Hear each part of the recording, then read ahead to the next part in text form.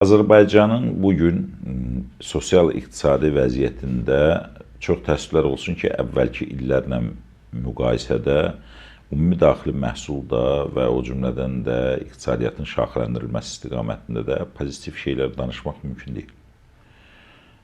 Və hökumət sosial siyasət nöqteyi nəzərindən ata biləcəyi addımları sistemli və proqramlaşdırılmış şəkildə həyata keçirə bilməyib.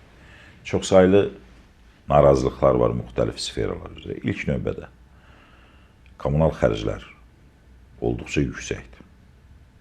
Kommunal xərclərdə mütləq Azərbaycan hakimiyyəti güzəştə getməlidir. Limitlər ləğv olunmalıdır, qiymətlər aşağı salınmalıdır bu istiqamətdə. Cərimə siyasətindən imtina etmək lazımdır. Cərimə siyasəti insanları olduqca narazı salır və insanların cibinə girir. Elə absurd cərimələr qoyulur ki, bu cərimələrlə insanlar bilmir nə etsin, necə baş etsinlər.